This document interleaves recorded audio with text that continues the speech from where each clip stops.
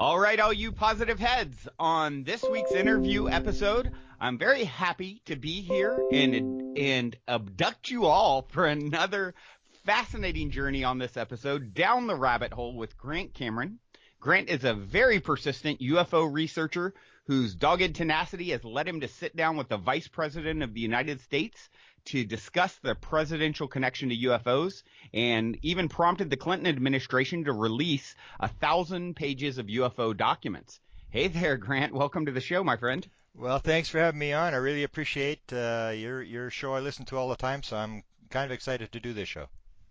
Excellent, excellent. Well, I appreciate that and appreciate the support. And let's just dive right in, shall we? I'm going to start off with the same question I always ask everyone. You're in an elevator. Yeah. You have 10 floors to answer. The person next to you looks over, says, "What's your passion?" What do you say?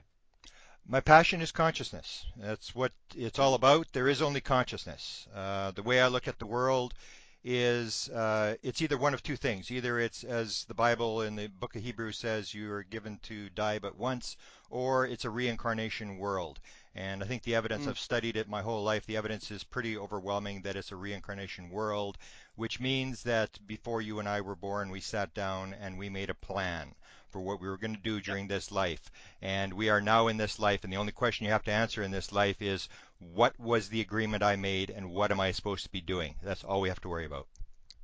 So I would fully agree with that. And it's fascinating to ponder, isn't it, that we would, our souls would have the agreement that once upon a time, at some point in our physical journey, we would come together on the show and chat it up a little bit with the aim of inspiring people to explore consciousness, right? Yes, exactly. And that was one of the highlight moments of my life. I've had three, and one was seeing Dr. Michael Newton, and I'm not sure if you're familiar with his work with Life Between Lives, where Yes, yes, I he am. regrets to 7,000 people, and he takes them back and lets them die in a past life, and then he goes into the spirit world, and basically they all basically say the same thing. And he talks about these bizarre stories where when I talk to people in groups, I say, we may have gotten together before we were born and actually agreed that we were going to have this meeting or whatever, because he talks Yep. about meetings that people describe in the what he calls the life between lives, where there a bunch of people are gathering together. They're going to be in a major accident like the Titanic or a plane crash,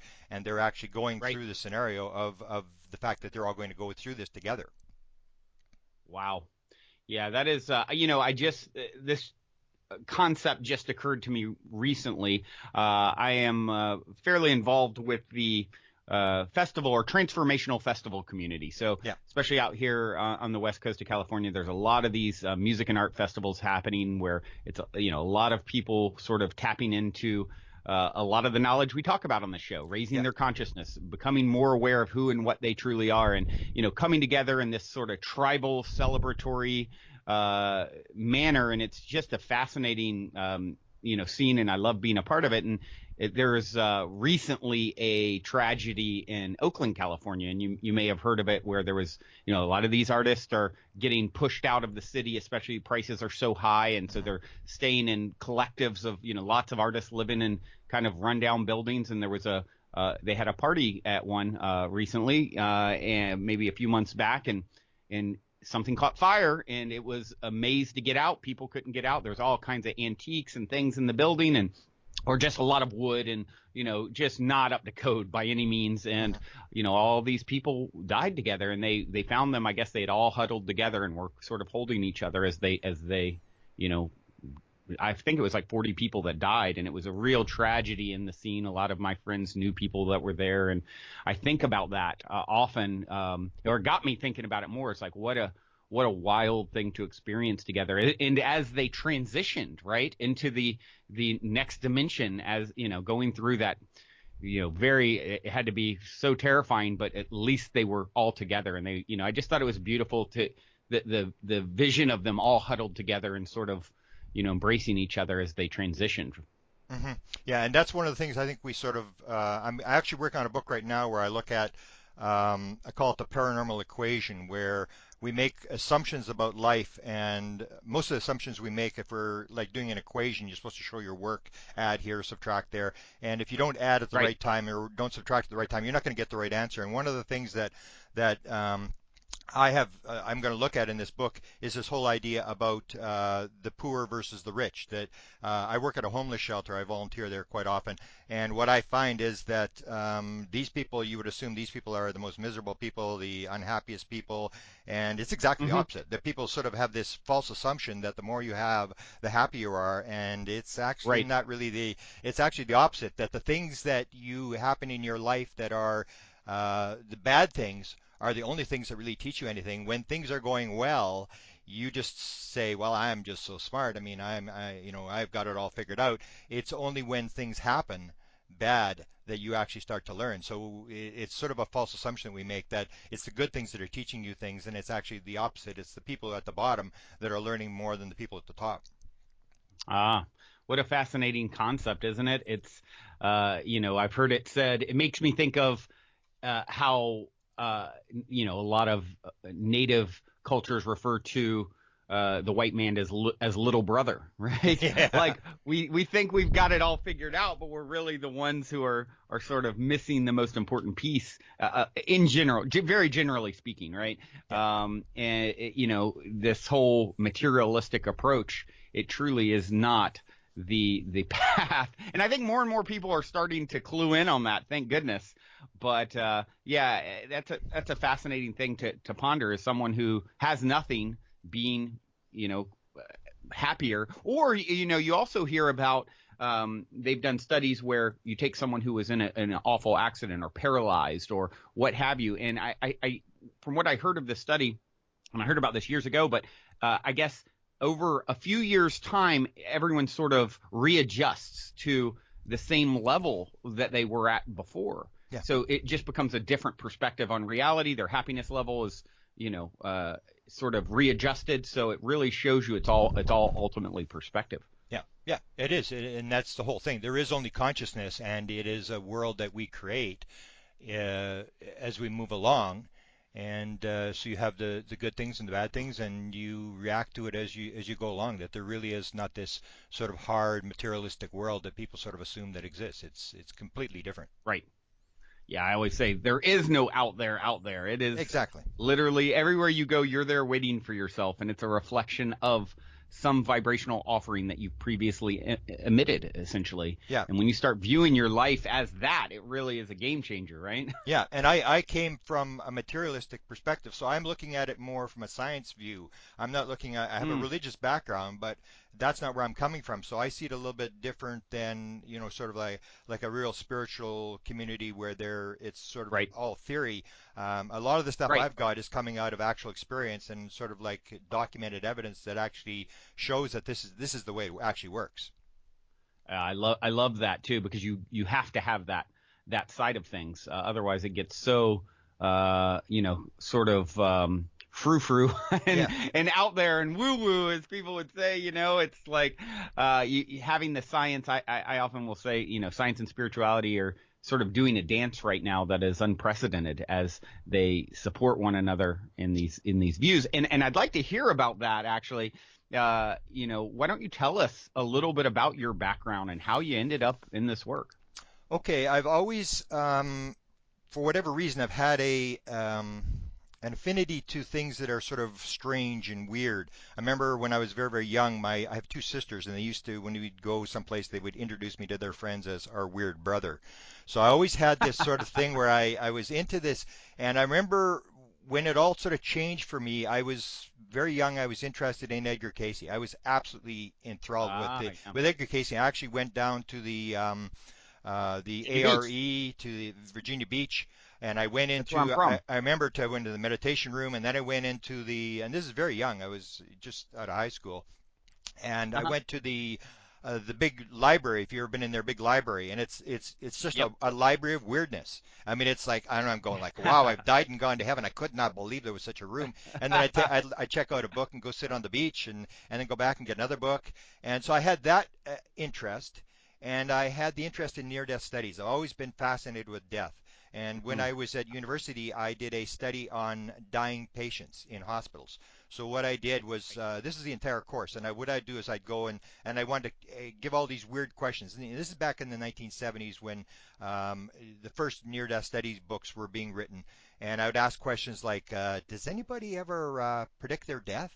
And of course, I Mm. would talk to the chaplains, not the doctors and nurses, because they always had a vested interest in keeping quiet. But it was the chaplain who was always there at the very end when someone was dying. So I would ask these questions like, did anybody ever come and see somebody at their death, some to help them through? Um, People predicting their death, any near-death experiences, and I had all these weird questions, and it basically verified the fact that all this weird type stuff does happen around death. So I had that fascination. But what happened was I Mm. was going to university and I could not figure out what I was going to do in university. I was very disillusioned. I was in science and I moved to arts, and I remember calculus was something that really threw me off. It was like, what happened to the numbers? This is like math, and the numbers are now suddenly gone. You got all these X's and Y's and stuff, and I'm going like, what am I going to do with this nonsense? There's no way I'm ever going to make money out of this stupid stuff, and I just couldn't figure it out. I was disillusioned, and then what happened? This is May of 1975. This is just as the Vietnam War is ending, and this is the first Uh-huh. event that sort of changes my life. I have no interest in UFOs. I have no interest in extraterrestrial life or non-human intelligence, and I live in Manitoba. I live just north of the North Dakota border, in the middle of Mm-hmm. the country, in the middle of nowhere, and there's this small town called Carmen, Manitoba, who's having this UFO called Charlie Red Star, and it's flying around there all the time. And so Wow. I was going to university, and we'd drive around with my friend, whose name is Larry, and we'd drive around the city, and really just wasting time. And I said to him, I said, why don't we go out to Carmen and see what these people are looking at? I really didn't have any interest, but I sort of thought, well, this is kind of weird. I mean, let's go see what they're looking at. And he said, okay, we'll go. Mm-hmm. And this was February of 1975. And we didn't go. We didn't go till May. They actually caught this thing on the ground. There was a local TV crew actually caught this thing on the ground. It jumped off the ground and they filmed it. And then I said, come on, let's go. Let's go see what they're looking at. And the way I always Yeah. describe it, I had no interest in this topic at all, except that it was weird.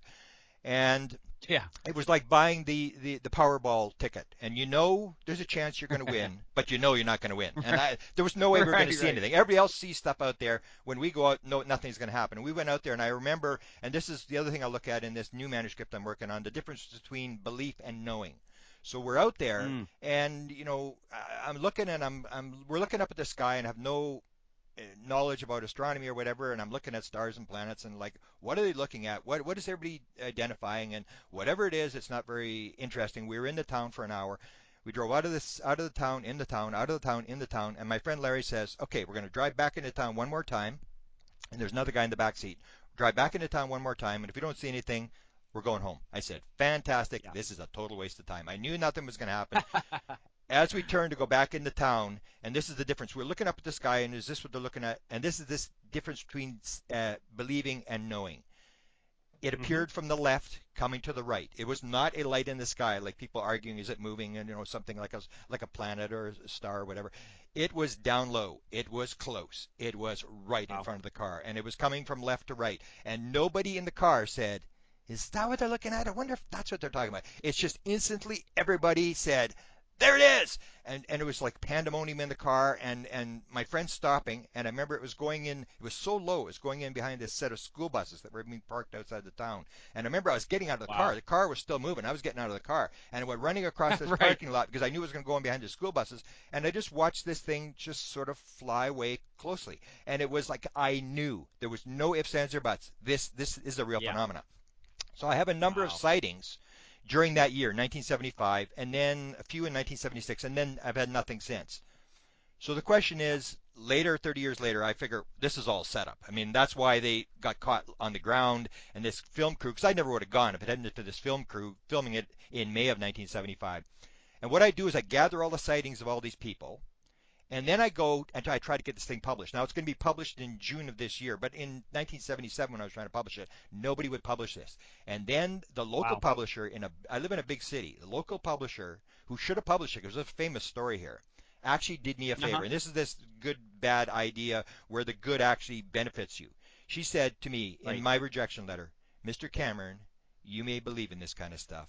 Count me among the unbelievers. And I was floored. I couldn't believe it. I spent all this time gathering Right. hundreds and hundreds of witnesses and putting this all together, and I was and then I was suddenly at that point, had no interest whatsoever in sightings. I couldn't care Wow. less because I knew that I can tell you what I saw, and it's all very dramatic, but it really doesn't change. You still have your belief. It's unless you Yeah. actually see it, then you know, Right. you know for a fact. So I gathered all this, and all I was interested in, and this comes to when I get into this really weird stuff about music and stuff like that.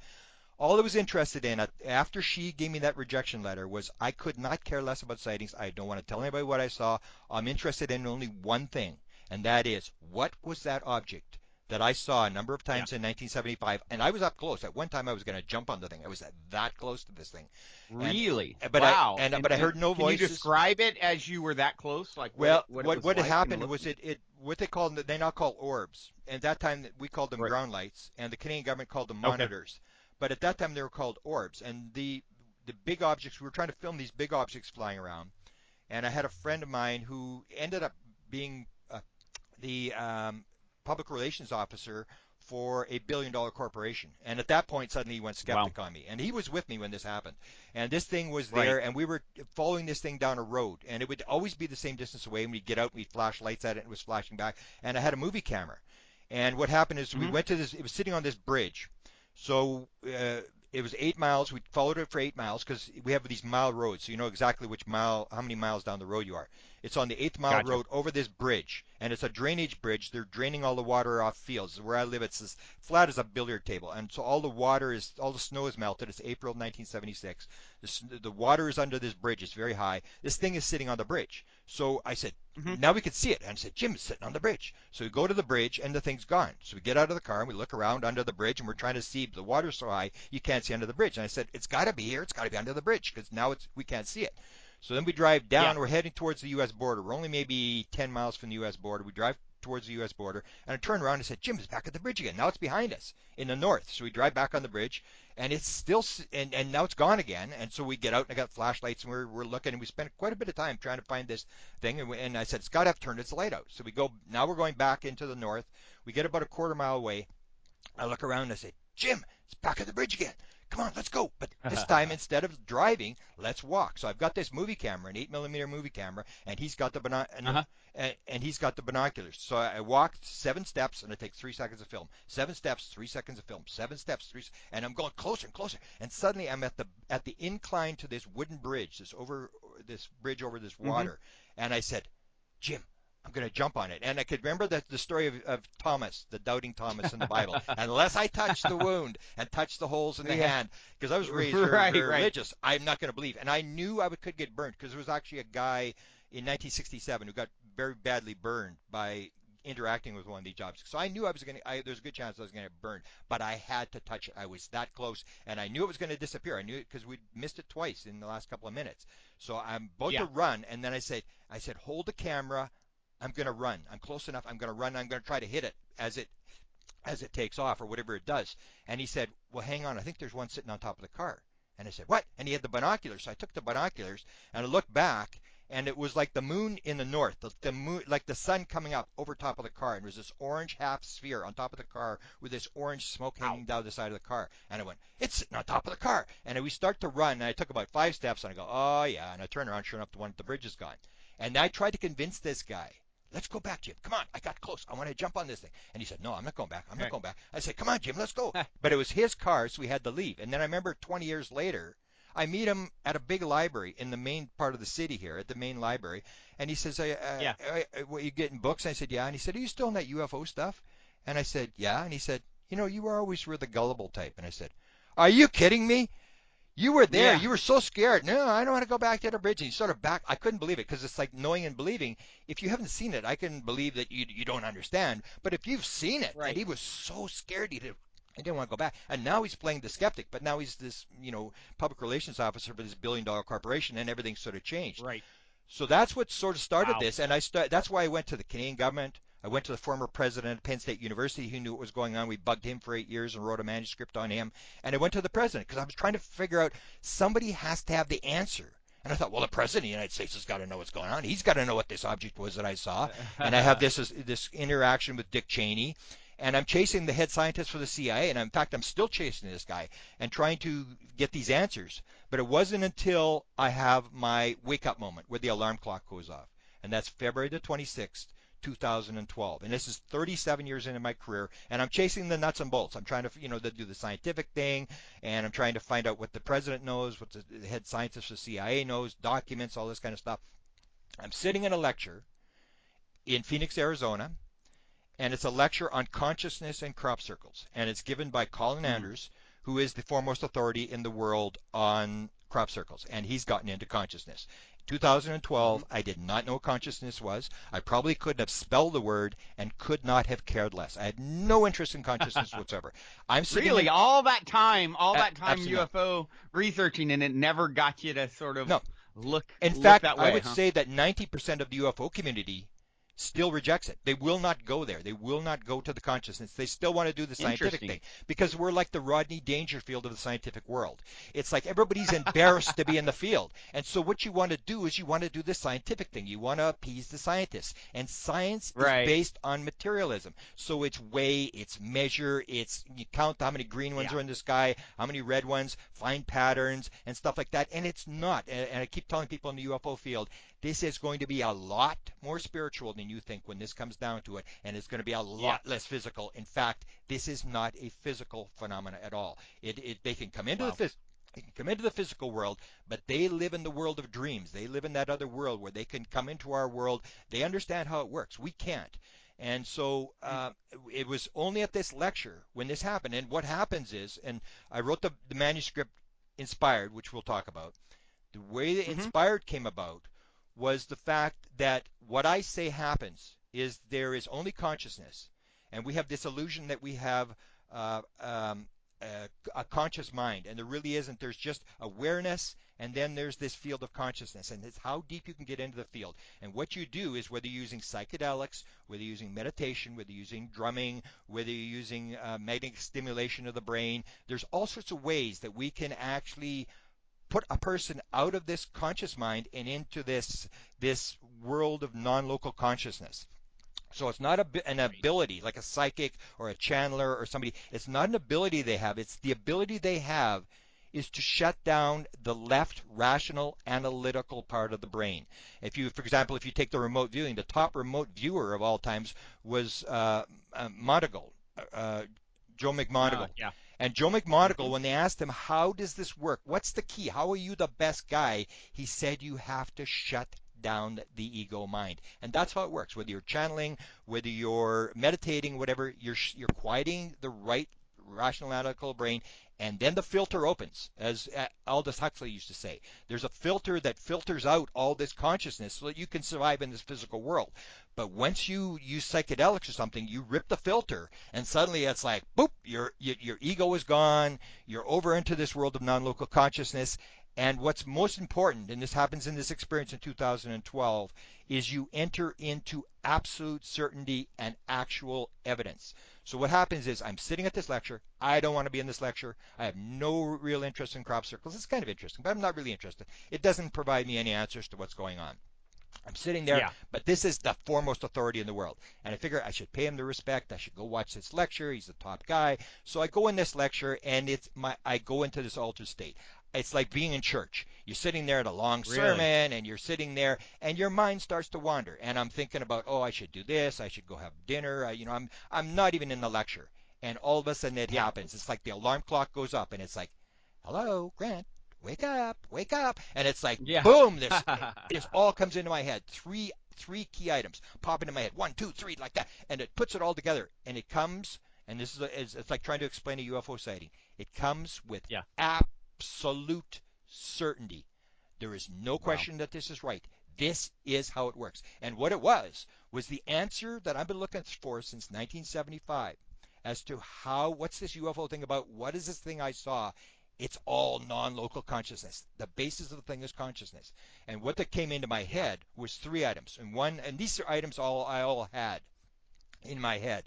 And we know that this actually works because you can actually do it experimentally. It was done in the 1960s with LSD at Menlo Park, Mm. where what they did is they took scientists, 48 scientists, and they had the only way you could get into the study was you had to have a problem that you'd been working on for 3 months, and you had to prove that you've been working on this problem and you could not solve this problem. So what they do is they put the eye Right. patches on, they put the headphones, the music and stuff, and they give them 100 micrograms of LSD, and within seconds, 44 of the 48 had put the solution together of their problem. And what it was that Wow. that once you block out that conscious mind that's interfering, the subconscious or the non-local consciousness just puts it all together. So I had gathered Right. all this material. I was like one of these scientists that have been working on this problem for months and months. I couldn't figure it out, and suddenly I was in that world of non-local consciousness, and it just put all the pieces together, and it came with this Yeah. absolute certainty. So I'm sitting there, and there was three things. One was a document that I always known about. This document, it's a top secret government document from Canada in the 1950s, early 1950s, November of 1950, when the Canadians go to the Uh-huh. Americans, and the UFO thing is just starting, the flying saucer thing, and they ask the Uh-huh. Americans through classified channels, what's the deal with flying saucers? And the information comes back through classified channels, and it's in a top secret Canadian government document that was accidentally declassified in 1978. And it said, flying saucers exist. It's the most highly classified subject in the United States. It's a tremendous significance to the Americans. And there's a small group headed by Dr. Vannevar Bush that are trying to figure out the modus operandi of these objects. And then I'd always lectured about this, but the very next line of the document popped into my head. Remember, this is 1950. This is when it first starts. And it says, and the Right. American officials also told us that other things might be associated with the flying saucers, such as mental phenomena. And if the Mm. Americans aren't doing very well, because they've said if we're working on the problem, they're willing to exchange credentials and talk to us. So that pops into my head. The other thing that pops into my head is we had chased the former president of Penn State University, 14 honorary doctorate Hmm. degrees, done engineering studies for Eisenhower, chairman of the Institute for Defense Analysis, the top military think tank in the country. And he knew, and we were bugging him. We were bugging him like, "Come on, you're an old man. Tell us what's going on," and stuff like that. And You're right. we're asking him about the control group. And he was a guy that was classified. He couldn't talk about it, but he would talk in rhymes and riddles, and he couldn't hang up the phone. We're asking about the control group. Is the control group the small group of 12 people that run this thing, or is it more than 12 people? Or are they all Americans? And he says, and I didn't figure this out until 2012. This happened in 1991. He says, "Let me ask you a question. What do you know about ESP?" And the guy who was interviewing him Mm. from Great Britain had no answer. So he said, "Look, unless you understand about ESP and how it works, you will not be taken in. Very few people understand how it works." So he says this 1991. That's the second thing that popped in my head. And again, it's like this, it's consciousness. And the third thing that popped in my head instantaneously with all these other things was a lecture that was given in 1993 by Ben Rich, who ran Lockheed Hmm. Skunk Works, which is supposedly the firm that back engineers the flying saucer stuff. He's in Yep. California. He's at UCLA giving a lecture to the engineering alumni, and he makes this famous statement at the end of his lecture: "We now have the technology to take ET home." One of the people in the Wow. room is an electrical engineer who had a sighting when he was 9 years old, like me, a dramatic sighting that changed his Mm. whole life, became obsessed with Yep. the thing, and he wanted to build a flying saucer. So he chases Ben Rich as he's leaving the building after all the questions are asked, and he said, "Ben, I need to know. I've been fascinated since I was a young boy. I need to know, how does the propulsion system work? How do they get here?" And Ben turns around and says exactly what Walker had said 2 years before. "Let me ask you a question. What do you know about ESP?" And Jan Hartson, Mm. he said, "I didn't expect a question." So I said, "Well, it doesn't mean everything in time and space is connected?" And Ben Rich said, Mm-hmm. "That's how it works. There is no time and space. Yeah. That's how they get here. They're moving from place to place. They're not flying through space." So these three Right. things came into my head, and I suddenly, for 2 days, I walked around in a daze. I could not believe it. I'd figured it out. It was like consciousness, this whole consciousness thing. Mm. So this is how I get to the book. I start to Google. And Google, for people who don't know, Google, the idea for Google came in a dream. If you watch Page, one of the guys that invented Google, he'll tell you, "I was there in the middle of the night. I woke up, and it's the same thing with absolute certainty." And he said, "There it was. The idea for Google was in my head." And he said, and he's Yeah. giving his commencement speech at University of Michigan to his class that he had graduated from, and he said, "I said, sometimes it's time to stop dreaming and start working." And he got up and he started to Yeah. write this all down, the idea for Google. And then he went to the guy who was running his dissertation, and he said, I think I've got this. I think I can work this. I think I can do this in a couple of weeks. And the guy said, yeah, okay, Yeah. go ahead. And that's where Google comes from. So I used Google, and I figured if I've had this download type experience, somebody else has Yeah. this download experience. And I start doing Google stuff, and immediately the first thing that pops up is Paul McCartney. Paul McCartney wakes Mm. up in the middle of the night, and he's got this song Yesterday in his head. And he's going, wow. And he gets up, and most musicians in the 20th century, major musicians, couldn't read or write music. He can't read or write music, so he's playing on the computer, and he's trying to get this song in his and get it, and he gets it all, and the lyrics and stuff, and then he starts playing this song for people for a number of weeks or months after. Yeah. Have you heard this song before? He figured he had Oh, to have yeah. heard it somewhere, and this is the thing that he got this song, and I suddenly realized there's this pattern with musicians that and Mm-hmm. these aren't like small songs. These aren't um, like B-side songs. Like Yesterday, I think was Right. the most produced song of the 20th century, and it came totally to Wow. him in a dream. And he's very open about this thing. And the other song, he had three that I know of. Paul McCartney, these Mm-hmm. type of songs. The other one was Let It Be, which was has Ah. the record for sitting on the chart for 11 weeks, the longest on number one in the United And States. On what a the profound message, and what a profound message that song Yeah, is too, and right? everybody It, thinks it has to do with the Mother Mary in the Bible, and it mm, doesn't. ah, He tells the story. It was late 1960s. He's got the drug problems. The Beatles are breaking up. I think Harrison had already left. Yoko Ono had come into the band. It was a really trying time. He'd just broken up with his girlfriend, and so you listen to the lyrics. In times of trouble, Mother Mary comes to me, speaking words of wisdom. Let it be. What happened was his mother, whose name was Mary, died when ah, he was 13 years old from cancer. And he's now like 19 or 20. And his mother comes to him in a dream at this time of trouble when all this stuff is happening. And she says to him, it'll be okay. Let it be. That's where the song comes from. wow. And then he has another What a, song. He that's, has another song. He has No Regrets. And he wakes up and he's playing with the Rolling Stones. And he says, man, that was a great song, that Rolling Stones. Man, that was a great song they played. And suddenly he realized, he said, Rolling Stones never played that song. And then he recorded this song called No Regrets. And he said, I was always afraid to talk to Keith Richards because he would demand royalties, that this is where the song came from. And then I realized like there were so many of them. And these are like the yeah, major songs of all times that yeah, like Carole King, who had until Madonna and these people came along. Carole King was the number one selling female vocalist in the world, and she had an yeah. album, a Tapestry 1971 album. The number one song on that album was "You've Got a Friend." And I knew it was a download when I heard it, and because it was being sung by a guy sang it for her. Um, and I couldn't figure it out until I realized that she had written the song. And when you hear her do an interview when she's talking about writing it, she said almost the same. It comes with this absolute certainty. She said, I'm sitting at the piano, and she said, it started to come and I didn't have any paper.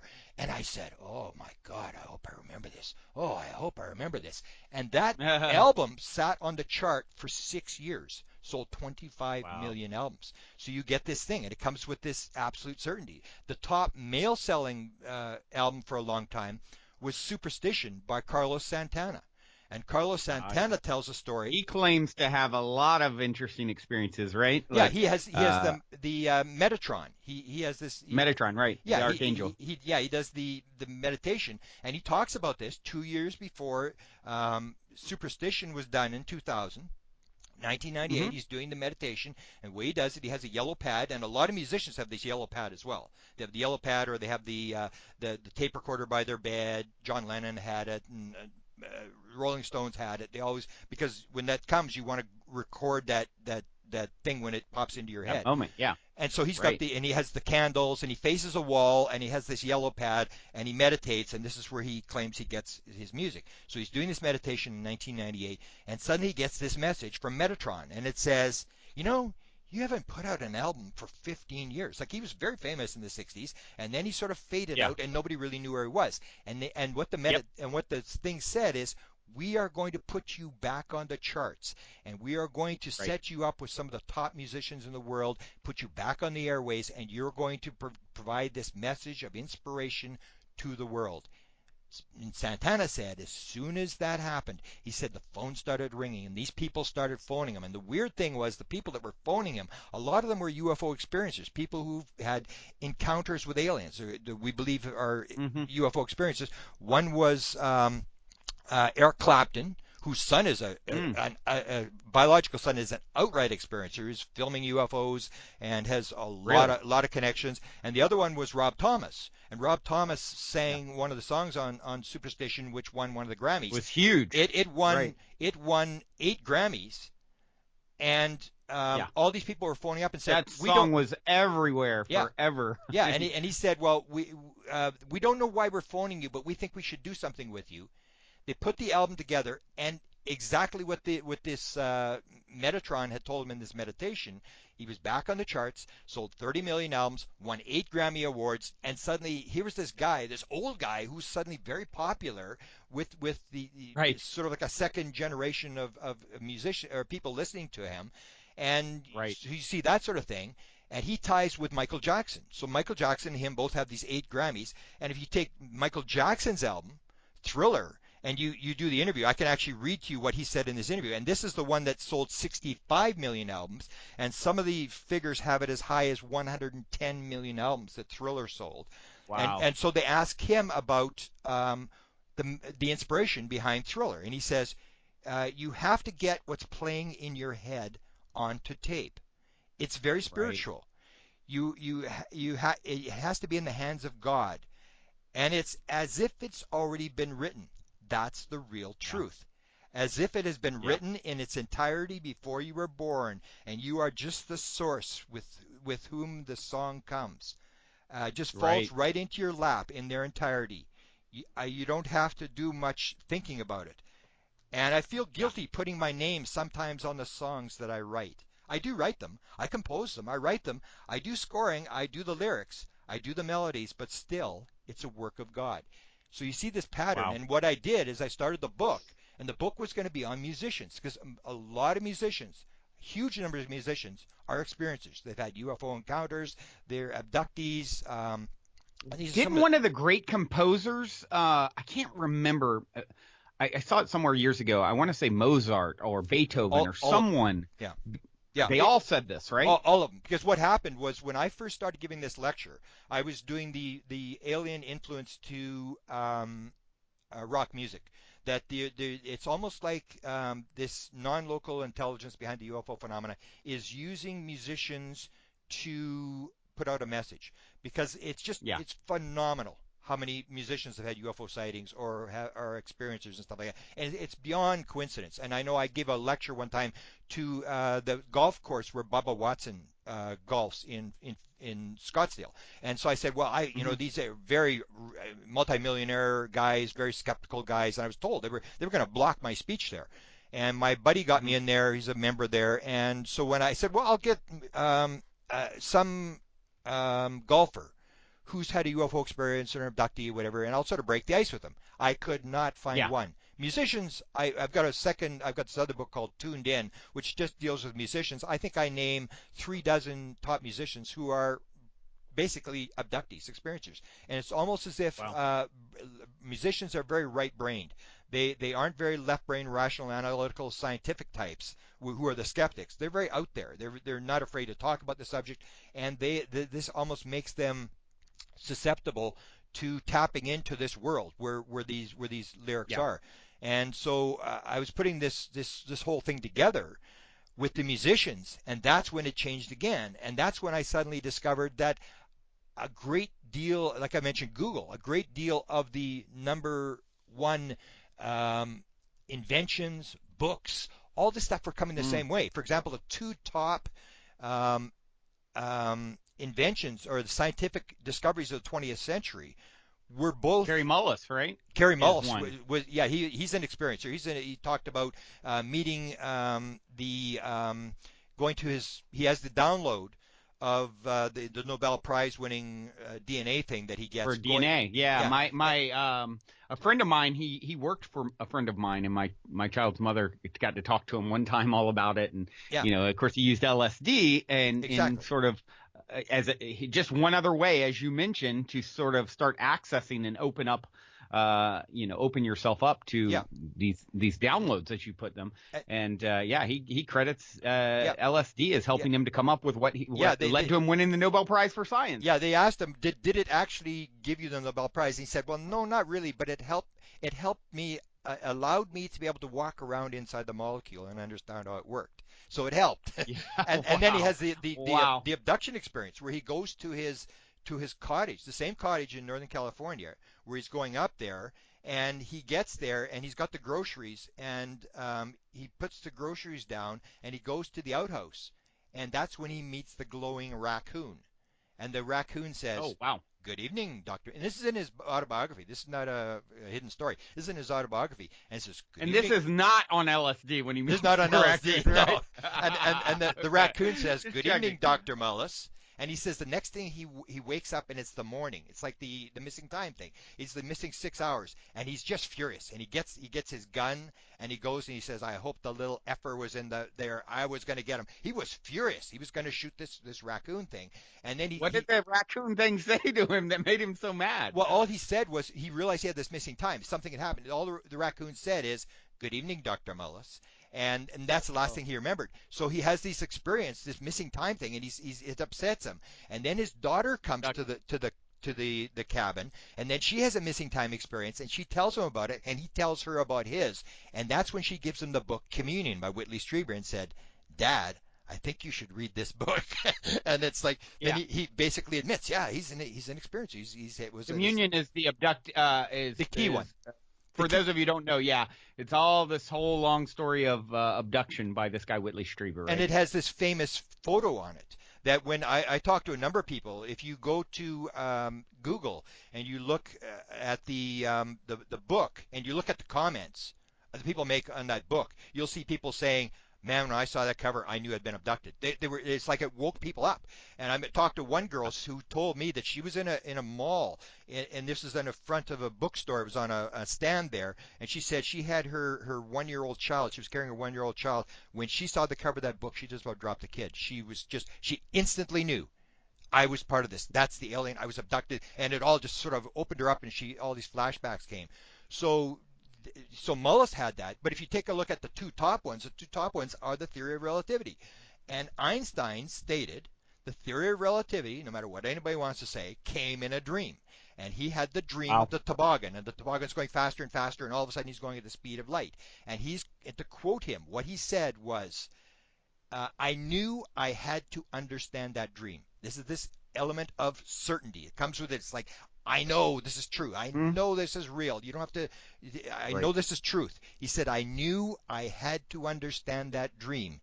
In fact, you could say my entire career was based upon a meditation on that dream."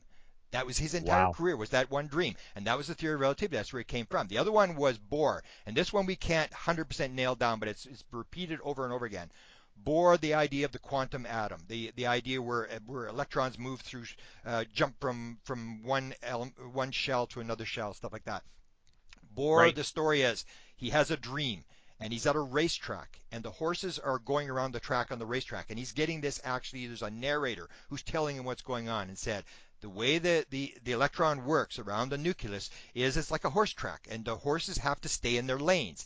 And if you want to move from one lane to another, you have to either slow down or speed up because the other horse will be in the way, and that's how they do it. So you either gain energy or lose energy, and you move from shell to shell. And this is the idea Hmm. that he got. So you have this kind of stuff, and then he comes up, of course, with this, the thing that really kills the physical world. He comes up at the Solvay conference in 1927. He comes up with this idea about consciousness being primary, that there's the observer effect, that when there's Yeah.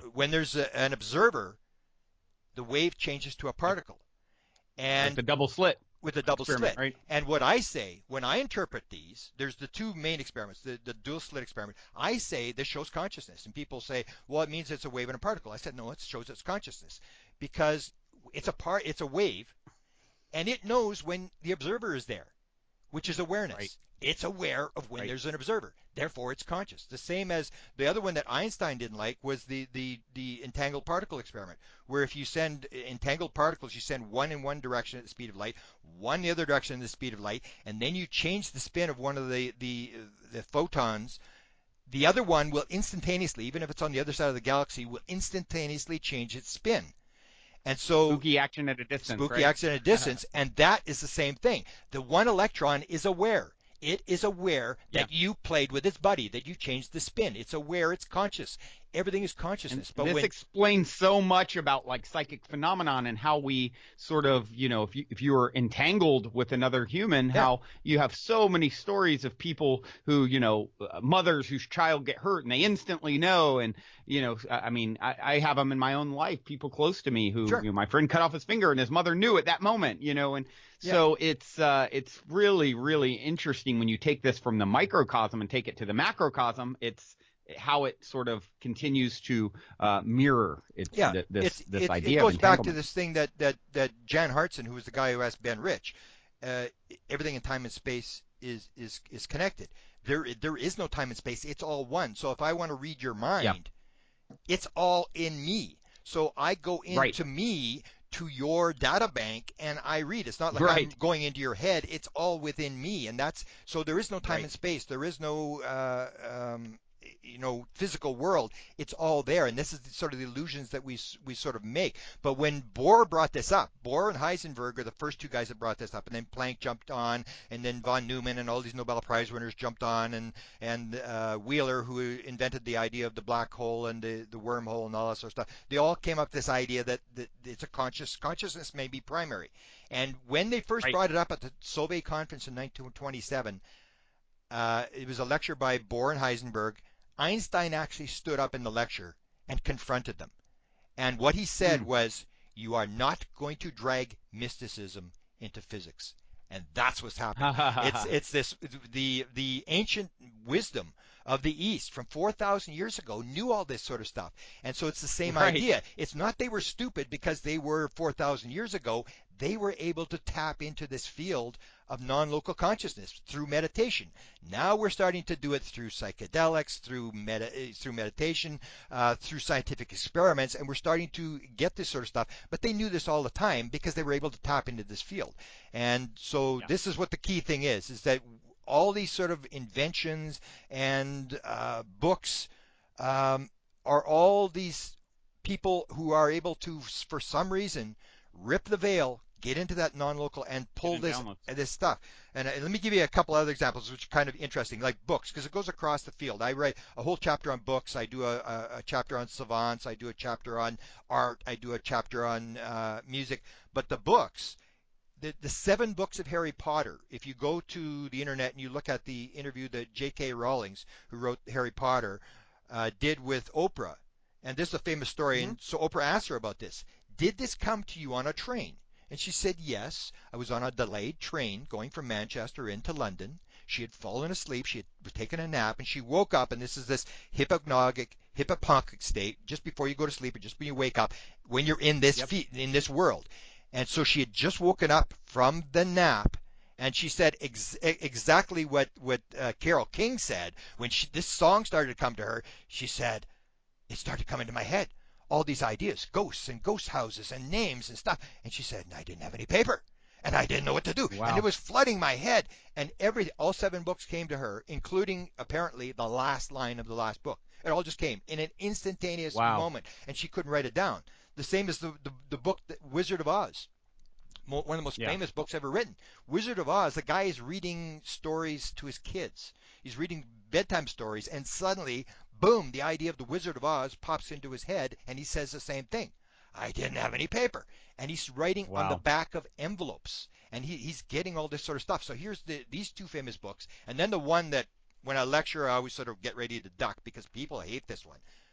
The book of the 12 Steps and the 12 Traditions, the Alcoholics Anonymous book, the Bible for Alcoholics Anonymous, was written by 2 guys, Mm. Wilson. So I always bring up the fact that Wilson claimed that when he wrote the book, a lot of the book came to him off on a Ouija board from a 15th century Really? monk, Oh, by name of Boniface. And when I bring this up, and I know a lot of people in AA, a lot of people in Al-Anon, they just attack me. They just say, there's no way it was these groups of people in these rooms that put it together. And I said, no, I can give you the reference. This is for real. So I actually did a lot of research, and it's worse than that. Both the guys who wrote the 12 Steps and the 12 Traditions were into seances. In fact, the Wilson, the guy who's the most famous guy from AA, his house is now a national treasure. And if you go to the website, they actually show the seance room. He was holding seances. He was into all this kind of stuff. He was into LSD right. because we know with LSD, same as psilocybin, that it can be used for cocaine addiction, heroin addiction, alcoholics. Over 50% of all people that took LSD, that were alcoholics in the 1950s, were suddenly, with no further treatment, suddenly weren't alcoholics. He was trying to drag this in, and AA sort of distanced himself from this guy because he had all these weird ideas of doing it. He Yeah. wanted, he wanted psychic phenomena brought up. He talked a lot about psychic phenomena. So you see these bizarre things that basically happen, and what they come down to is this ripping of the filter, almost like when you get a Yeah. savant. You can have a savant who are these autistic people who have left brain damage. Therefore, this rational analytical side is completely shut down, and they're in the right side of the brain, and they're able to tap into this, that they cannot button their shirt, they cannot brush their teeth, they cannot do anything. But you can say, take this six-digit number against this six-digit number, and they will sit there and rock back and forth for a couple of minutes and then give you the answer. And it's not best 2 out of Yeah. 3. Every answer they will give you is exactly Yeah. right.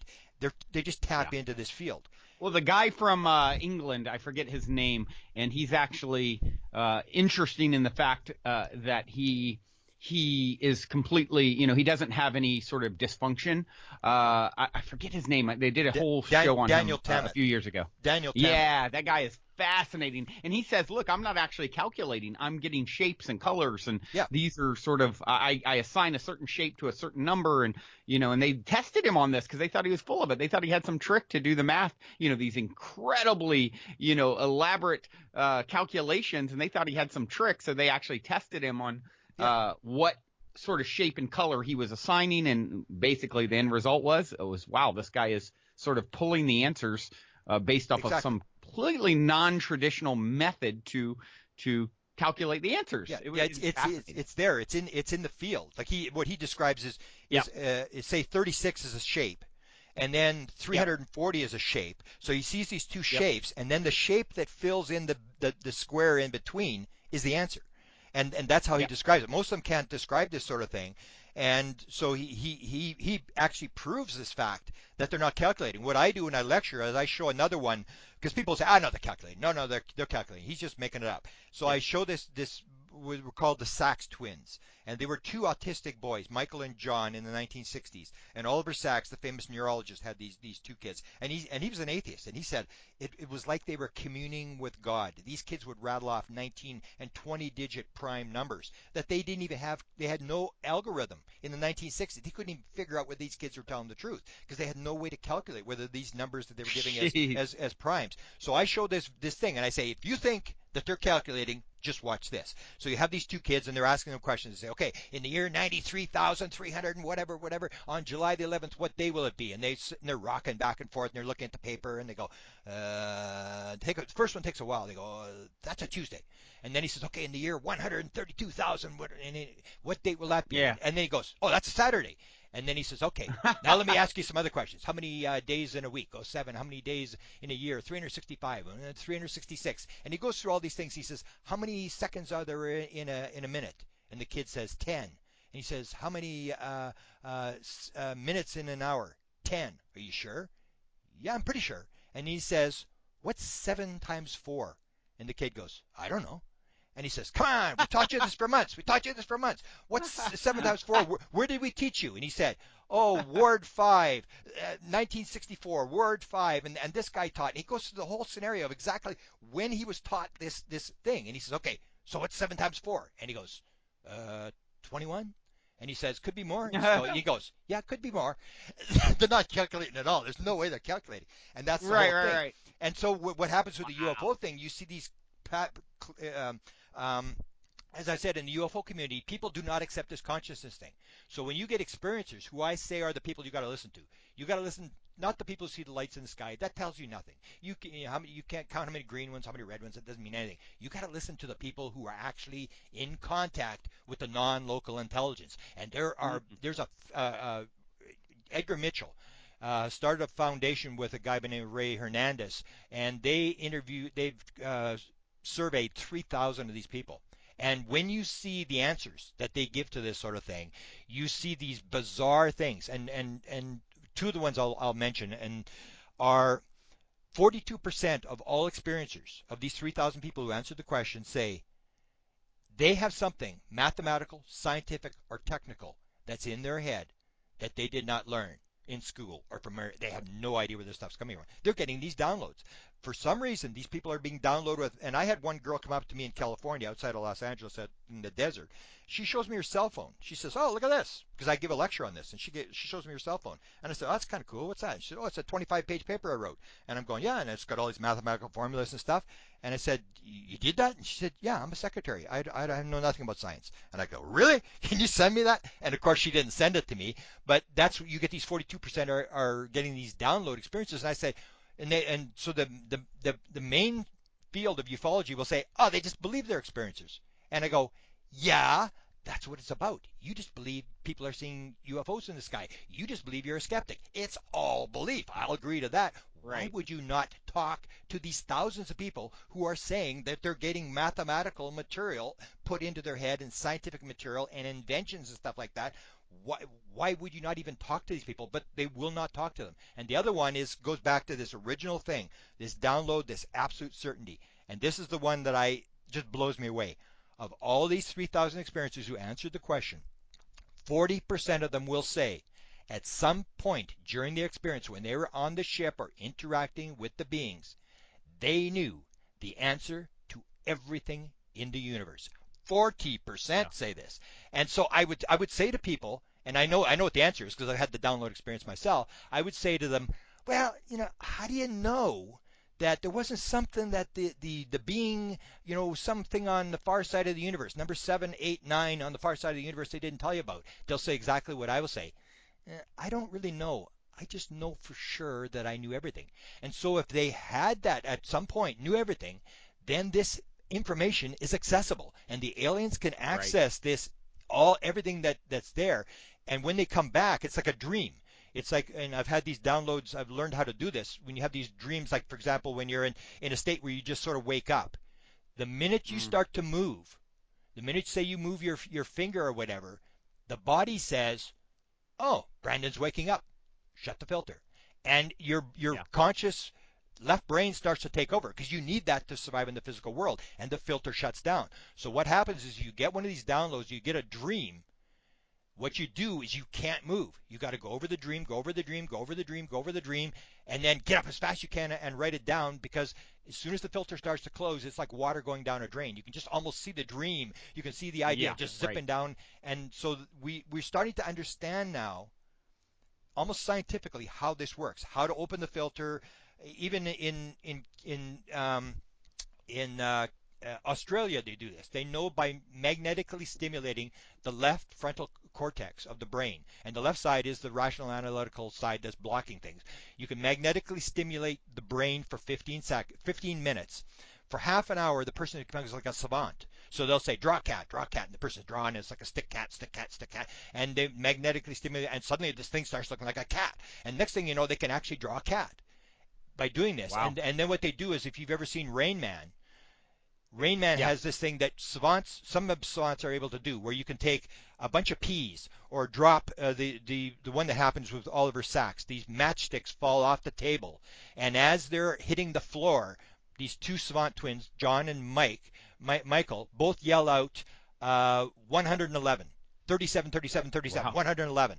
And they count the matchsticks, and there's 111 matchsticks. And these people can do it. So in Australia, what they do is they magnetically stimulate the brain, and then they show a bunch of dots on a screen for 1 second, and they do it Hmm. before and they do it after. And after, they're 8 out of 20, where it's like 111 dots in the person, like 111, 143, and they're picking this off. Yeah. They pick up this ability, so we can do it.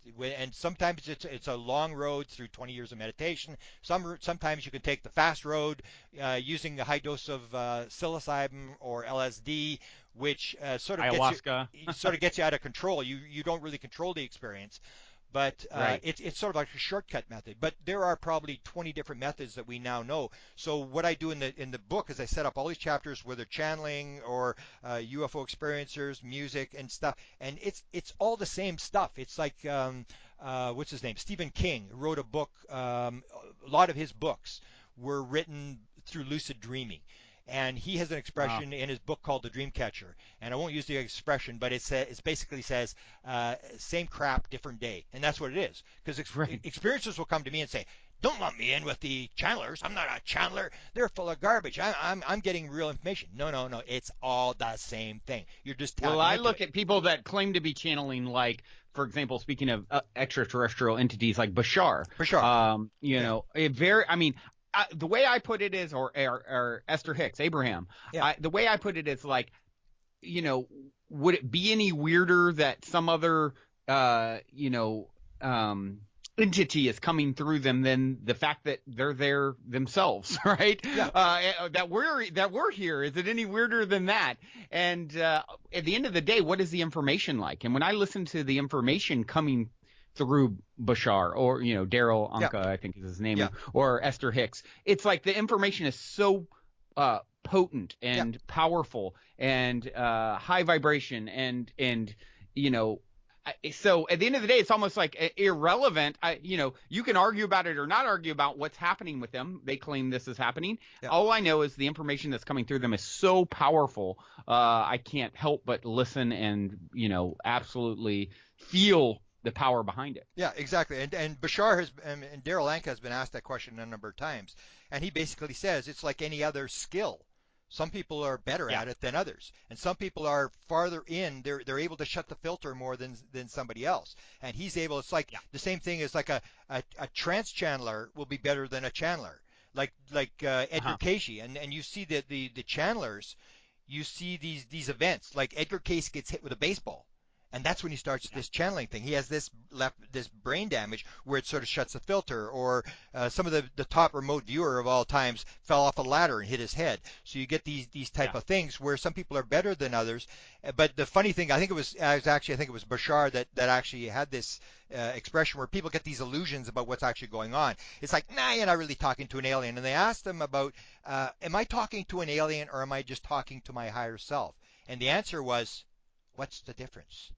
It's all yeah. the same Well, thing. doesn't he says that Bashar is actually a future version of himself Yeah, in a sense. And when you start talking about time and space being an illusion and everything's happening in the eternal now, essentially, what would think about that for a second? Okay, so reincarnation, there's unlimited evidence essentially yeah, of it being a real phenomenon, as you alluded to at the beginning of the show.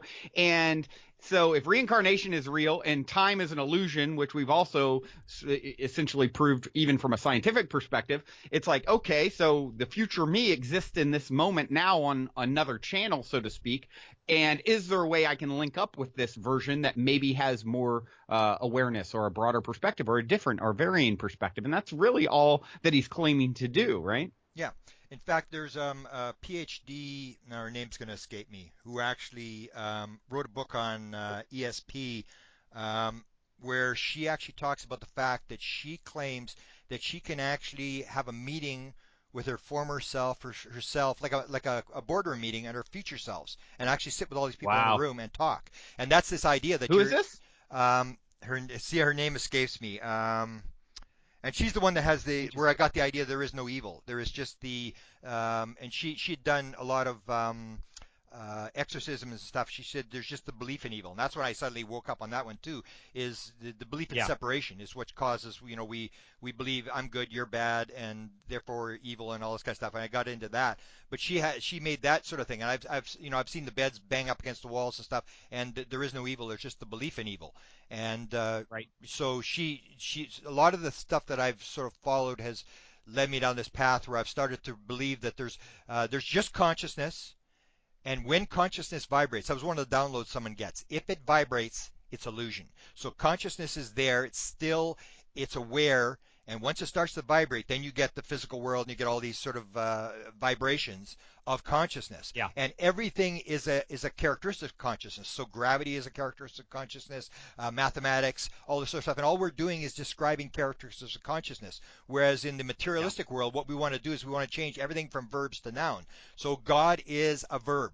It's just a thing. It's just a moving, transforming thing Right. that's learning.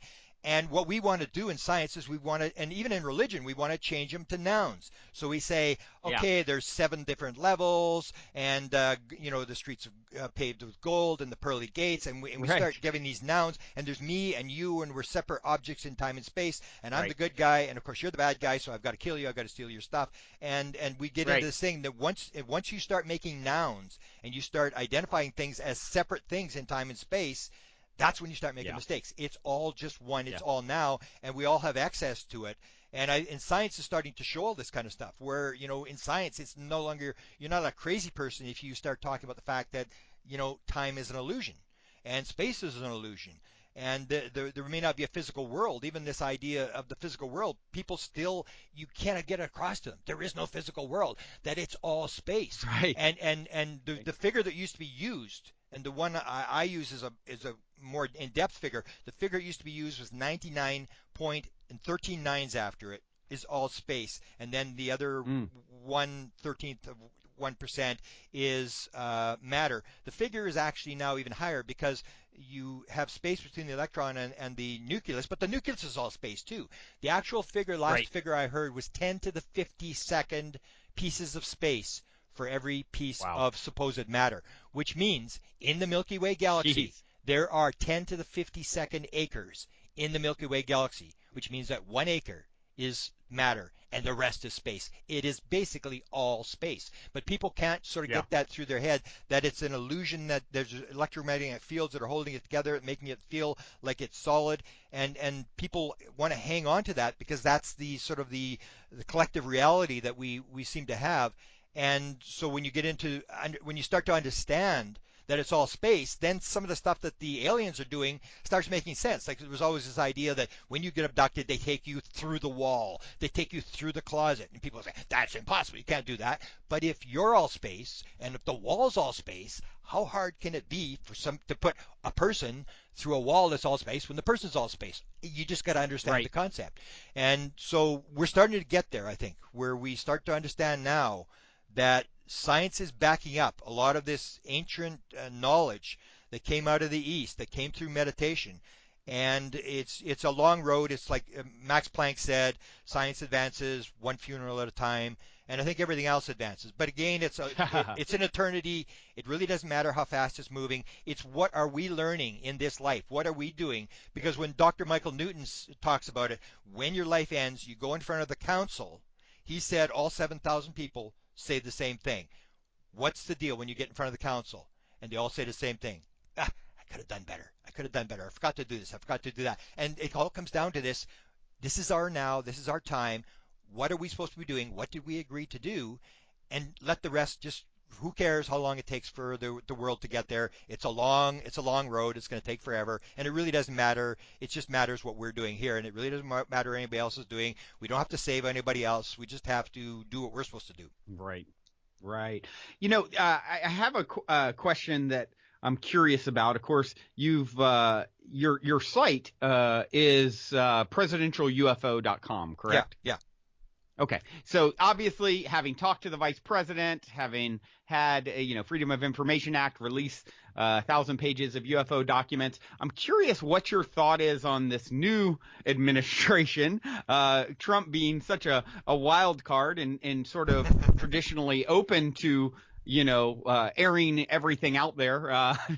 He certainly doesn't hold a lot close to his chest in a sense. So are you optimistic about this campaign and or this administration? And do you think we might have some level of disclosure, dare I say? No. I know it's speculation, of No, course. I think it's. I wrote I've got another book that's coming out right away. It's called Managing Magic: The Government UFO Disclosure Plan. That the government is not covering up, because if they were covering up, they would do what every other government in the world is doing. They would just shut up and not say anything. I mean, what are the British Yeah. doing? What are the French doing? Nobody has any idea. The Americans, there's all these leaks, there's all these whistleblowers, there's all this kind of stuff. So they're not covering up. They're leaking this material, and they're not disclosing To because they want. kind of break us in and get us ready for it. Yeah, Is it's a that climatization. what There's you a say? number. There's a number of think tank studies that were done that basically said you can never have full disclosure. Everything will just melt down. So I wrote in this book, I wrote a chapter called "The 64 Reasons That Decided Not to Tell You the Truth." And when you look at it, because Jimmy Carter was a big UFO guy, Gerald Ford was a big UFO guy, and then they got into the White House and they never used the word. And so there had to be something that changed these guys' minds. So I said, well, man, I put yourself in their shoes. Like, what could they possibly tell them that would make them move from one team to the other team and go along with this acclimatization thing? And when you come to Trump, if you take a look, he got his briefings. I know the three people that did the briefings that involved the UFO stuff, so he was told about it. But if you look at it, I say, okay, he was told all sorts of secret stuff. Name one secret thing that Donald Trump has disclosed since he got there. Oh, guess what I found when I got here? It's disclosed nothing. Yeah, yeah, yeah. Because suddenly now it's Right. his CIA, it's his NSA, and it's the You're right. question I asked Dick Cheney, because I really didn't have a face-to-face with Dick Cheney. I got him on a radio talk show, and I learned how to get in this radio talk show. It was the National Public Radio in Washington, where a lot of big Hillary, all these people go on this radio talk show. And so I asked them, and the question you want to ask to these guys is not, have you seen a UFO? What do you think about UFOs or anything like that? Because they can walk around the question. It's classified. What you have to do is ask them the briefing question. That's what I asked Dick Cheney. Mr. Cheney, in all your jobs in government, he was the chief of staff for Gerald Ford. He was the Secretary of Defense under Bush Sr. And when I talked to him, he's in the White House as the Vice President. In all your jobs in government, have you ever been briefed on the subject of UFOs? If so, when was it and what were you told? Did someone walk into your office, swear you to secrecy, and tell you this is for real? Because if you get the briefing, you don't brief the president about something that doesn't exist. So if he admitted there was a briefing, and what he said was, Yeah. if I'd been briefed on that subject, it would probably be classified and I wouldn't be talking about it. And that's what's happened. That's what's happened with Trump. The same as Obama made a number of disclosures. He actually, there's an incident where he has with this little 6-year-old girl who's was on the Ellen show, who's just fascinated with presidents. She knows everything about presidents and stuff. And so they bring Obama on with her, and he says, "What question have you got for the president?" She said, "I want to know whether aliens exist," because she's fascinated with aliens Yeah. as well. And when you Right, did the right. analysis, the guy who used to work for the FBI did an analysis, and clearly shows when you see the analysis, they're reading off cue cards. So this was planned, that he was going to answer. She was going to ask him the UFO question, and he was going to answer it, and said, "Well, we haven't had direct communication, but if we do, I'll let you know." So they're Yeah. doing this gradual leaking thing, because you get the situation where people have these illusions about the physical world, about how things work and stuff like that. And Yep. I think the biggest people who are going to go down the drain is not the religious people. You always hear about religions will collapse. It is not the religious people. It is the scientific community, because the scientific Yeah. community is absolutely vetted to a material world of time and space, and they ain't moving. And when you suddenly realize that you spent your entire life and everything that you learned is a lie, none of it's true. I mean, that's the biggest collapse, will be the scientific Or community. or it's sort of they're looking at the icing on the cake, so to speak.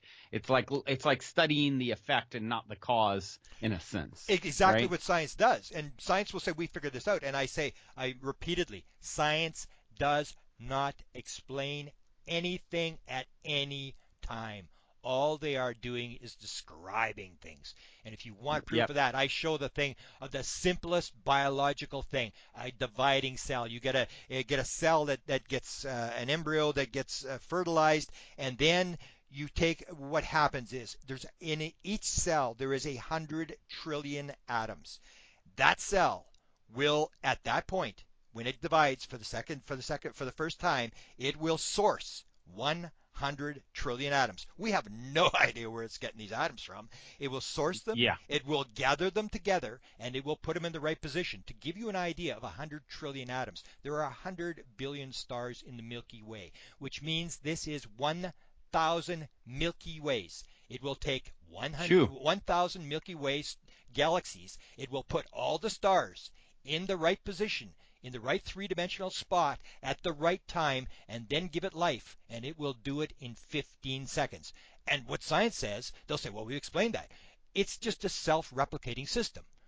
And it's this giving it a noun, give it a name and make it go away. You haven't explained anything. It's like Moses dividing the Red Sea. It's like Moses went, he took the rod, he hit the Red Sea parted, the children of Israel went through, and then as the Egyptians were chasing through, he divided the sea, put the sea back together again, and it's like science. Great, fantastic, nice trick. Now tell me how you do the trick. Tell me how Yeah. we have no idea. All we are doing in science is describing what God, what nature, what is happening. We are explaining absolutely nothing. What do you think about, I'm sure you're familiar, and I'm curious on what your take is on it. So you hear some people, of course, taking this, the UFO phenomenon and the sort of disclosure thing to a whole new level. You have individuals like, David Wilcock and Corey Goode, the show Cosmic Disclosure, I'm sure you're familiar with. So I'm curious what your thoughts are on like Corey's story. And for those of you who aren't, familiar, it is quite a fascinating story where he talks about the secret space program and how he's, actually worked from, childhood for, I think, 20 years in the secret space program where we have 1 million people on Mars and there's all this stuff actually going on out there that the government is very, very aware of and, of course, a part of, and where we funneled trillions of dollars that have kind of, on these black projects, secret projects. Curious what your take in all your investigation is on that. Well, I'm skeptical of single whistleblowers because what happens with this, with the information is when you're doing the acclimatization thing, you have to provide real material, but what you have to do is you have to cloak it with disinformation.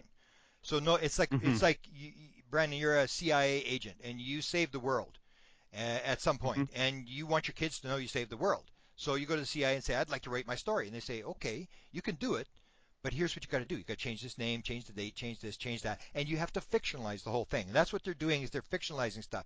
The problem with Corey Goode is he's a single whistleblower. And what I say is I've been in this I call it a rat hole most of the time. I've been down this rat hole and I'm trying to get out of it. I try to get out of the UFO disclosure stuff because it's really not getting it. It's the consciousness thing. But I keep because I did the presidential thing. Yeah, and Hillary Clinton started talking, and I had done I had a Hillary Clinton website, and I had revealed all the stuff about the Clintons being very into UFOs, and I wrote this book called the Clinton UFO Storybook and stuff. I got dragged back into it, and then Trump got into it, and I got dragged in again, and I did this disclosure book because these whistleblowers are all coming forward with this stuff. So what I do is I deal with the whistleblowers, but I don't deal with single whistleblowers. I deal with situations where, like for example, Dr. Stephen Greer, where he has 540 whistleblowers coming to him, or Bill Moore in the 1980s, who had 24 whistleblowers, including heads of the CIA, people like that, where they're getting multiple people where you can actually verify that they're actually talking to people inside the government. Or now Tom DeLonge is the big one, and my book will be coming out at the same time Tom DeLonge is coming out with his next book, and he's the big rock musician. Blink 182 guy, right? Yeah. 30 million albums, and he's into this, and he's releasing books. He claims to be talking to 10 high-level people, and I know who 5 of them are. There's John Podesta, who was Hillary Clinton's campaign manager, is one of them. The head of Lockheed Skunk Works, Robert Weiss, the former head of the lab at Wright-Patterson Air Force Base, McCaslin, and we know a lot of these people leaked through WikiLeaks. All these things leaked out. So he has these sources. So I deal with these. The problem with the whistleblowers, and if you've ever been to the Camelot site, she's got like 200 whistleblowers. And I say something's wrong here, because you know what? I've been in this business for 42 years, and I have never, ever had a whistleblower come to me and say, Grant, guess what? I made an oath to the U.S. government that I would uphold the law and obey the Constitution, but I'm not going to violate my security clearance. I'm going to tell you exactly what's going on with the most highly classified subject in the United States. Never happened to me. And Camelot has like 200 people coming to her with all these different stories. It would indicate to me that they're putting something through her. They're putting a message, and they're not bringing me that message. The same as in the 1970s, a guy by the name of Len Stringfield had 300 people come to him and tell him about alien autopsies and alien bodies and stuff. I've never had anybody come to me about that stuff as well. It seems like he was targeted kid for that, send that information to him. Some of it's true, some of it's Yeah. false. He tells the story, and then what they usually do with these situations is they give it to people who have bad reputations, where it will fall apart. So Bob Lazar at Area 51, the story's really true. They had a live alien there. The story was verified pretty much by George Knapp, who was KLS TV in Las Vegas, through a high level source there. But what they do is they give the material, and then what happens is you find out the guy's got a bad background or he lied about Yeah. something, and then the whole thing goes. In the UFO community, people are famous. Soon as someone yells hoax, everybody runs for the hills. Let's okay. Where's the next UFO video? Where's the next photograph? Who's got the next sighting? And we always on the next sighting. Nobody ever sticks with anything, and the story gets out, and everybody says, it's just a hoax. Oh, John Lear told that story. Robert Lazar told that story, and we just sort of discount it, and yet the story gets out about Area 51, back engineering, flying saucers, live alien, and the guy made up the story, but the story gets out. So that's basically what they're doing. So I'm very hesitant on single whistleblowers. What I try to do Yeah. is with these multiple whistleblowers, and what they're doing is whether Corey Good is telling, he's not telling the full truth. There's for sure. So he may be a person who's set up with various material, or he's been brainwashed, where they're actually able to control and put memories into his brain that he actually believes are true, which aren't true, which sort of play on the crazy side of the story about the Nazis, or they're eating Mm-hmm. one of the latest guys comes out, very famous story is running around now, and the story about the reptilians, and their favorite food is young uh, blonde girls, and I'm going, come on already. I mean, can't you see this is like a setup type stuff?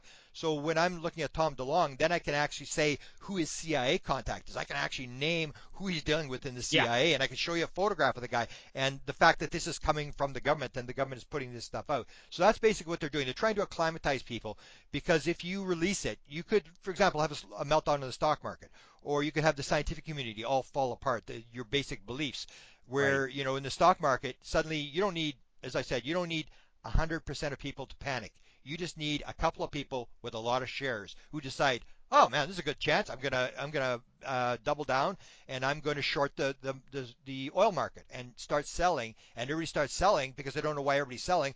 And you can't turn it around. When 9/11 happened to shut the stock market, they were able to open the stock market because in 9/11, we said, well, if somebody gets up on a plane and tries to hijack the plane, we're going to have marshals and we're going to shoot them. And everybody goes, oh, okay, they got it under control. They know what to do. And when it comes with the UFO phenomena, and this is the head guy that runs this latest DeLonge effort. He's a high-level CIA guy, and he was asked. He gave a briefing to somebody, and the guy really didn't believe it. He was a Colonel John Alexander got this briefing, and John really didn't believe it. And he said, okay, tell me who's in charge. And the guy said, they are. The government has no control over what's going on.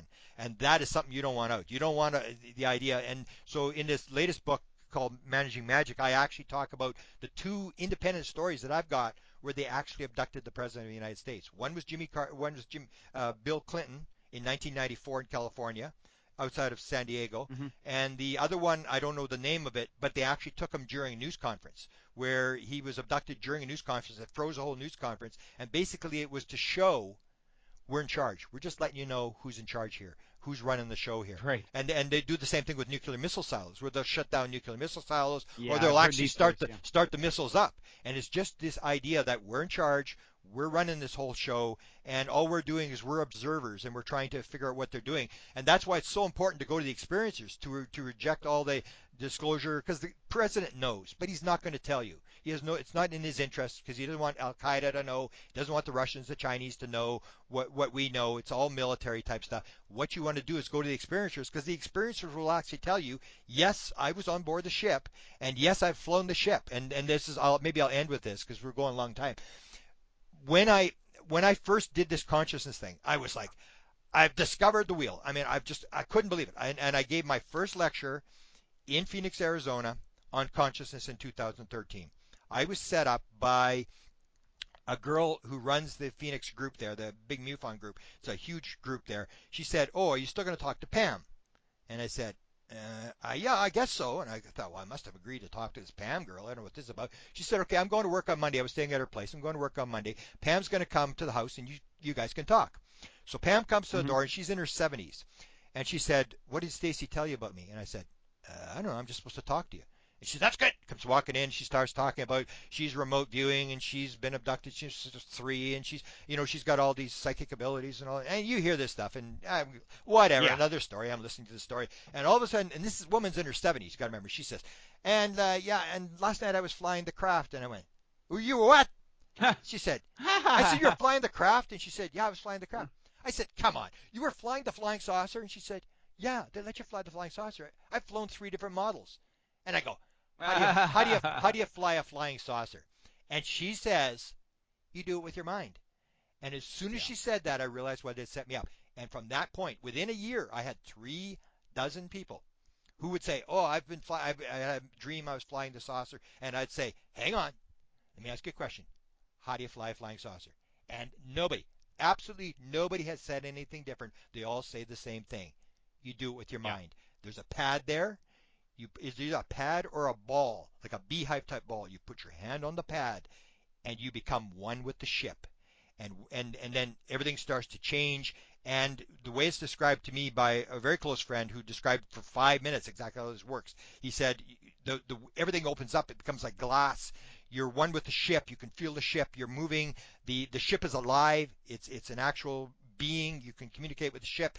And you see a cloud, and they all describe the same thing. You don't fly to the cloud. You look at the cloud and say, I'd like to go there, and the cloud is somebody suddenly comes to you. They all describe the same thing. You use the mind, and that's this whole thing. When Ben Rich said, how do they get here, Ben? How does the propulsion system work? And he said, what do you know about ESP? What do you know about the mind? What do you know about it? It's all mental, the whole thing. The craft is alive. You fly it with the mind, and we know from experiments that they've actually got this. You actually, if you Google search rat brain and F-22 simulator, you'll come across some white world technology.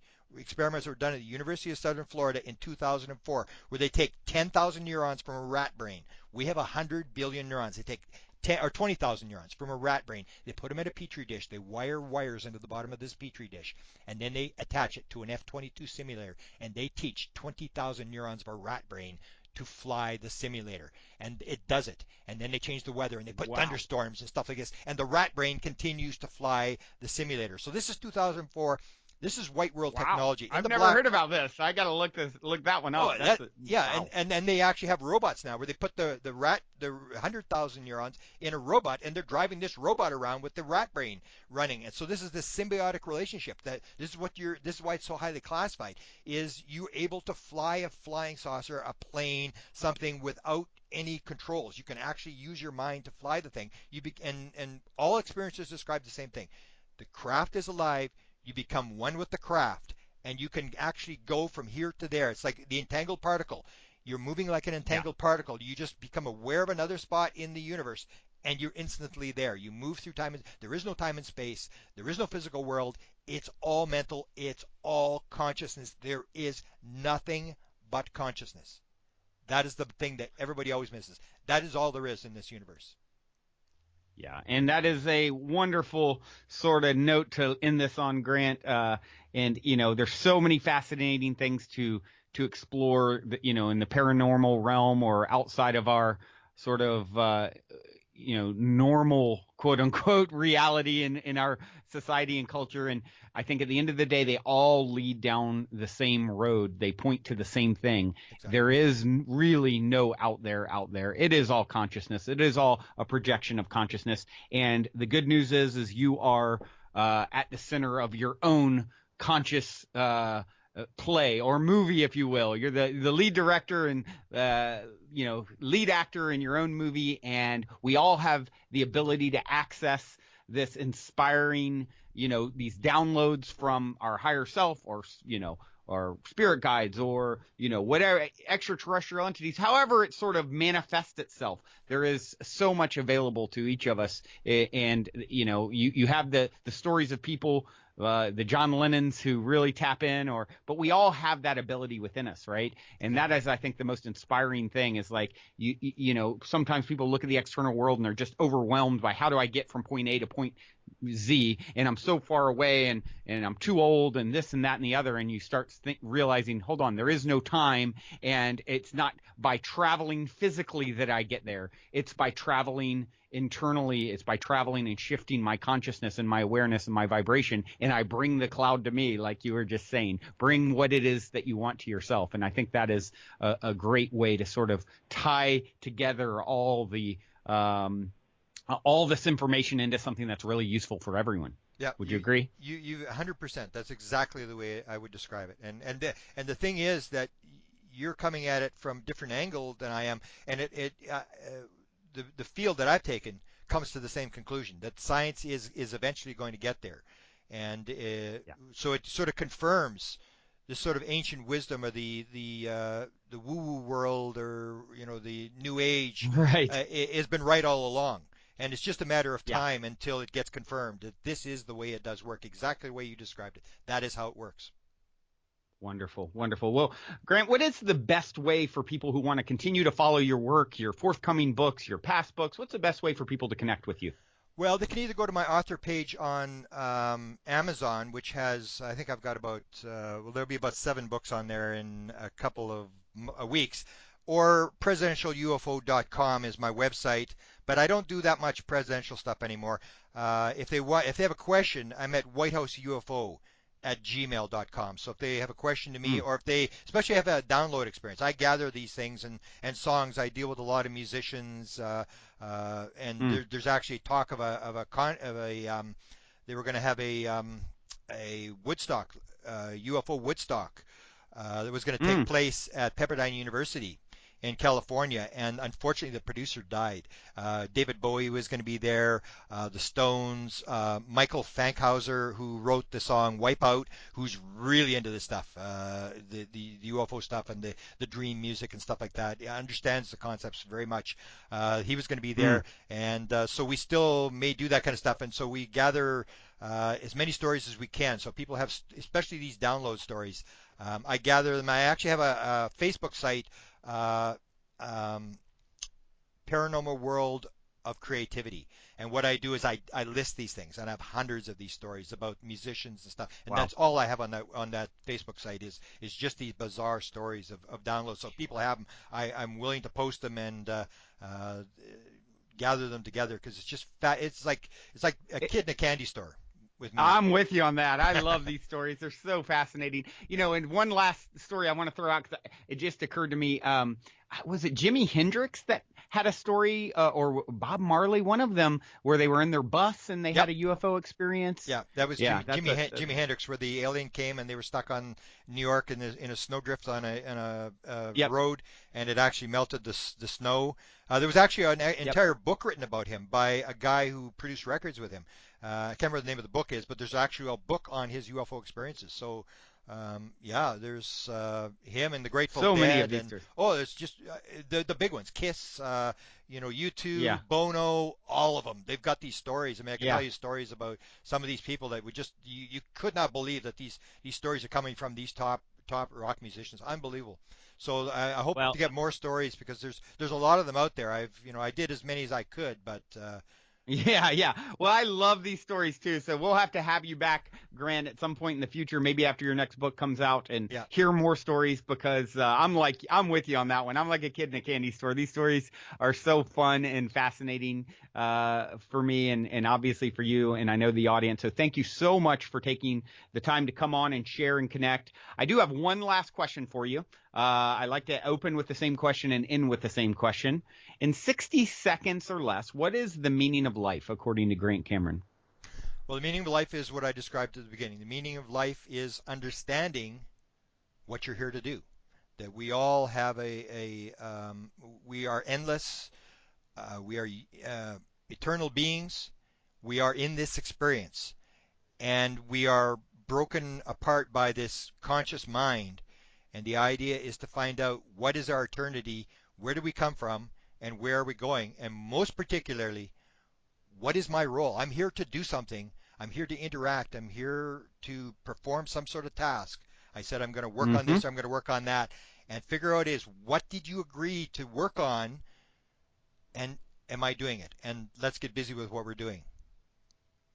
Well said. Well said. Grant, thank you so much. Such a pleasure, my friend. Until next time, journey well.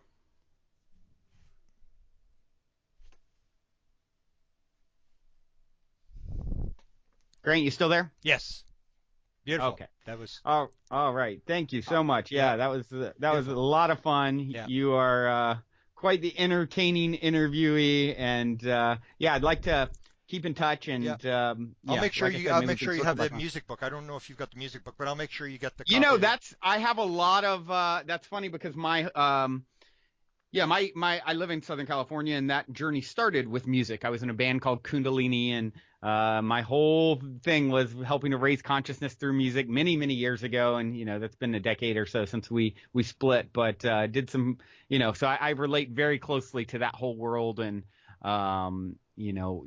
in sort of bringing music through that comes from. I always say there's another timeline where my band was very notable. We played with some really big bands at one time, and I remember at one point every band on the bill except for us went on to be huge. And I remember getting off stage and the sound guy saying, we're the last band to sound check, and he's like, I've seen a lot of bands, and you guys are absolutely incredible. And here, everyone else that sound checked went on to be these big rock bands, and we didn't. And so I always like jokingly say, in another timeline, it was us. So Yeah, so I'd love to see your book and hear your book, and yeah. definitely something I can connect with and relate And I'll to. try to link you up with Merrill Fankhauser. He was in on Hawaii, but he's now in California, and he's a fascinating guy. Even just to have a little chat with him, interact with this guy, and he's played with Willie Nelson and all the big players. He's a surf rocker guy from the '60s, Cool. but you'd get along well with him, and he was one of the guys that was going to be in this big rock concert with the Stones and David Bowie. He was a clear experiencer Right. and stuff like that. So yeah, but you may even have some musical stories that may occur to you once you see all these musical stories from other musicians. Even you mentioned the ancient musicians, where what happened to me was I gave the first lecture on this thing, and of course Hmm. somebody popped up with the devil, and it was horrible. It was in Boulder, Colorado. People were leaving the room. People were agreeing with this. It's like, no, this is not aliens or higher consciousness. This is the devil and rock musicians and stuff. Uh-huh. And I'm going, are you kidding me? And so my mother Right. was a church musician for 40 years. My father built theater organs. I have no musical background whatsoever. I'm just a musical idiot. My sisters played in Yeah. in a band that toured and stuff like that. And so I said, well, my mother's church organist for 4 decades. So what I did is I started looking at all the ancient music, and in I think it's even in no, it's in the music book. I do a whole chapter just on ancient music, and it's the same thing. All you do is change. It's not alien. It's God. It's higher spirits. They just change Yeah. the vocabulary, but they all are the same thing. Right. They're all channeling music, the same story, and it's Yep. that creative process, and that's the idea that. The guy that invented the laser, he said, he got on a park bench. He was sitting on a park bench, and he said, "Where do good ideas really come from?" And that's the whole idea. It's like, Mm. where do ideas actually come from? Where are these Right. thoughts? Where Deepak Chopra says, um, what do you have for breakfast? Where was that idea? Where was that image before I asked you about it? Or the words that Right. you and I are speaking. You speak like I speak more than 120 words a minute, but uh, people are speaking words. Where are those words before you actually Right. speak them? Is there somebody going up onto the Right. third floor and picking this word, and second floor pick this word? Where is all this Right. stuff coming from? And that's this creative process, which I think you and I share as a musician. For sure, musicians have this. They're very right-brained. They're very creative people. Same as artists, the same thing. And so you get these people are more into the field, more experiencers and stuff like that. Whereas the scientific people are all sort of out to lunch and you know, Right. Right. yeah, I guess it's what we came here to do, mix it all up and hopefully all yeah, end up in the same place, right? yeah. That we have our role. We have to just do what we're supposed to do. That's right. Good to talk to You you. got it. You got it. Yeah, it's such a pleasure, Grant. I look forward to next time, and Yeah. I'm sure our paths will cross